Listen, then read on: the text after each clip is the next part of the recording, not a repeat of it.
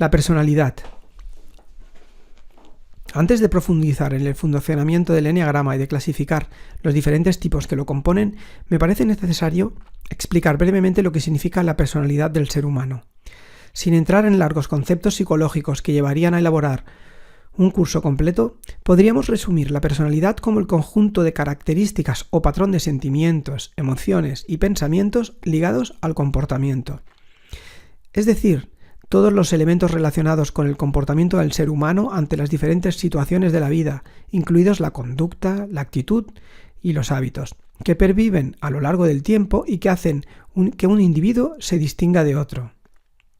En consecuencia, la personalidad es la forma en que pensamos, sentimos, nos comportamos e interpretamos la realidad. A través de nuestra propia experiencia, mostramos una tendencia a un comportamiento determinado que, a través del tiempo, nos permite afrontar la vida y expresamos la forma en la que vemos el mundo que nos rodea y cómo nos percibimos a nosotros mismos. Desde que nacemos y de acuerdo con el aprendizaje que recibimos del mundo que nos rodea, vamos construyendo nuestro carácter y temperamento durante los primeros años, mientras que el periodo de adolescencia, de los 12 a los 16 años, podemos afirmar que nuestra personalidad queda consolidada. La pauta infantil de nuestro desarrollo como personas será determinante para el comportamiento y la actitud que vamos a presentar ante el mundo el resto de nuestra vida. De ahí la importancia que el eneagrama otorga a la niñez para la clasificación de la personalidad. A continuación veremos cómo el eneagrama divide los 9 tipos de personalidad en 3 grupos esenciales llamados triadas, de acuerdo con el centro del ser humano predominante. Las triadas. Como he mencionado anteriormente, el eneagrama agrupa los eneatipos en función de unas características comunes. Los 3 grupos llamados triadas están delimitados según el centro energético o tipo de inteligencia que domina cada personalidad. Cabe señalar que el eneagrama contiene otros agrupamientos por triadas dependiendo de la forma como cada persona satisface sus propios deseos y necesidades y también según cómo reacciona ante cada uno de los problemas. Estas 2 últimas clasificaciones las podemos ver en unos estudios más avanzados, por lo que en este libro únicamente describiré la triada más conocida que se basa en el centro energético o tipo de cerebro, como se denomina en psicología. Los 3 centros del ser humano. Como digo, el eneagrama nos enseña que, para vivir y prosperar, las personas contamos con 3 centros energéticos o tipos de cerebro o inteligencias. Los 3 centros los necesitamos, los utilizamos diariamente, aunque uno de ellos es nuestro motor principal y es el que predomina en nuestro comportamiento habitual. A continuación, describiré estos 3 centros. Primero, el centro visceral o la inteligencia del instinto. Es la inteligencia impulsada por la capacidad de responder instintivamente y actuar con la energía de nuestra herencia animal. También la llamamos centro instintivo o corporal. Este centro nos otorga fuerza para defender nuestro territorio y a proteger a los que dependen de nosotros. Nos ayuda a luchar contra las invasiones, a mostrar nuestro valor, nuestra fuerza y nuestra energía. El centro instintivo nos empuja a movernos, a conseguir el alimento y a defendernos de cualquier ataque y ofensa. Además, nos dota de energía sexual, pues el centro visceral está al servicio de la vida, de la supervivencia y de la manutención. Este centro se encuentra localizado en la zona baja del vientre y el área genital. 2. El centro emocional o inteligencia del corazón. Este centro determina la capacidad de entregarnos amorosamente a las personas y a las cosas que nos importan. El centro emocional nos dirige en la búsqueda del amor y el reconocimiento de los demás. De esta misma forma, nos impulsa a sentirnos mal si nos ignoran, nos juzgan o nos rechazan las personas que queremos. La necesidad de atraer a los demás, agradar a todo el mundo y mantener las relaciones sociales se alimenta por este centro que se sitúa energéticamente en la zona del corazón. 3. El centro intelectual o la inteligencia de la razón. Es el centro que analiza el mundo intensamente. Genera la capacidad de planificar e investigar cómo son las cosas y las situaciones. El cerebro nos impulsa a prever las dificultades por evitar problemas y nos anima a pensar intensamente en muchos casos, considerando los pros y los contras antes de actuar. También se denomina centro mental o racional. Preservar la seguridad personal es el principal objetivo de la actuación de este centro. Evidentemente, la cabeza es el lugar donde se ubica este centro energético. Realmente, los tres centros deberían funcionar al unísono y de forma fluida para responder a las diferentes situaciones que nos presenta la vida, aunque lo cierto es que cada uno de nosotros está condicionado por un centro u otro en mayor medida.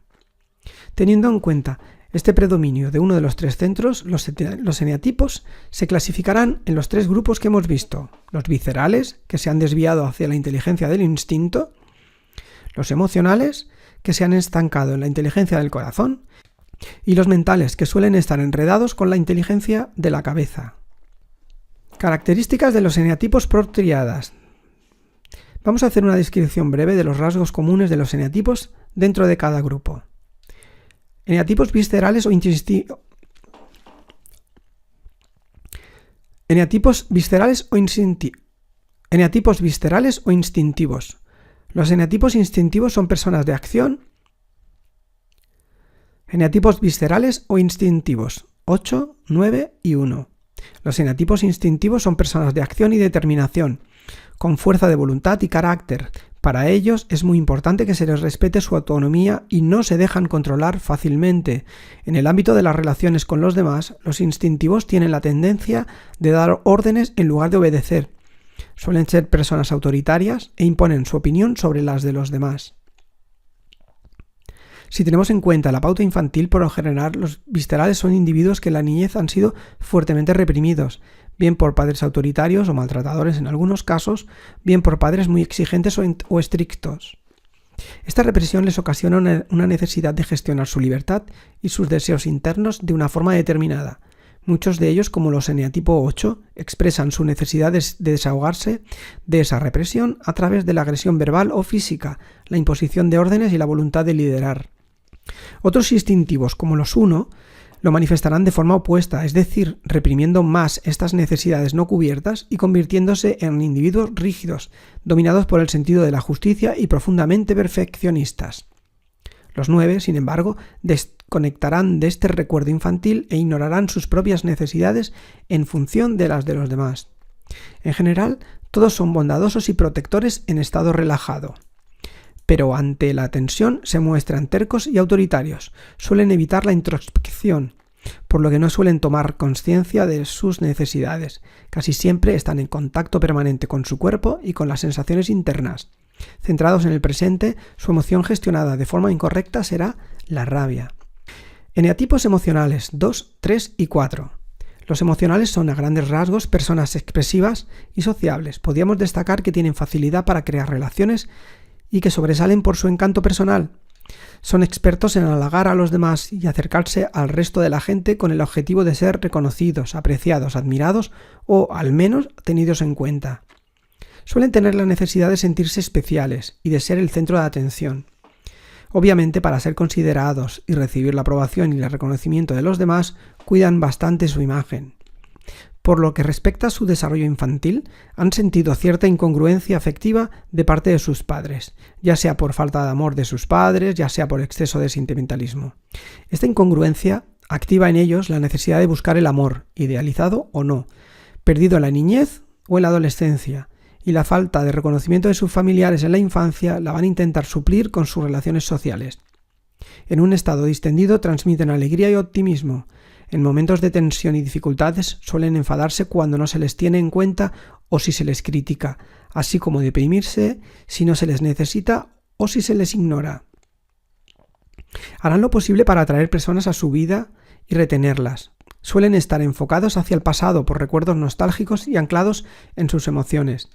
El sentimiento más gestionado de estos eneatipos será la vergüenza, muy vinculada a la tristeza como la emoción habitual. Eneatipos mentales 5, 6 y 7.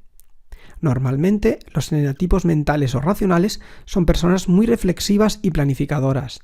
Podemos destacar que dedican más tiempo a conocer y calcular las consecuencias de sus decisiones que a ejecutarlas. Muchas veces no son conscientes de lo que escuchan o se distraen porque su atención se dirige hacia sus pensamientos con mucha facilidad. Sienten mucha curiosidad por saber cómo funcionan las cosas y les molesta sentirse ignorantes o poco conocedores de lo que hablan. Tienen tendencia a pensar demasiado en el resultado de lo que piensan o eligen, lo que les hace perder el contacto con el momento presente. De pequeños sintieron que vivían en lugares poco seguros, quizá por poca dedicación a su cuidado por parte de sus padres o por inestabilidad familiar acusada, muchos hermanos, mudanzas, padres divorciados, con mala relación entre ellos, etc. Estos elementos produjeron en ellos la necesidad de preservar su seguridad personal a través de la mente para planificar lo que era mejor para ellos y así evitar la inestabilidad y la falta de recursos. Suelen pensarse las cosas varias veces, desconfían de los demás y buscan su zona de confort. En entorno relajado, se muestran tranquilos y afables, pero bajo presión son desconfiados y dubitativos. Por su anhelo de evitar los conflictos y los problemas para no sufrir, gestionarán de forma incorrecta el sentimiento del miedo. Estarán enfocados, evidentemente, hacia el futuro. Sobre todo, hay que dejar claro que no hay ningún tipo de personalidad mejor ni peor que otro. Tal como dije anteriormente, cada uno contiene sus luces y sus sombras, sus defectos y sus virtudes. La idea general del eneagrama radica en que cada eneatipo gestiona su emoción más acusada de forma incorrecta en el momento inadecuado, lo cual ocasiona conflictos en las relaciones intra e interpersonales.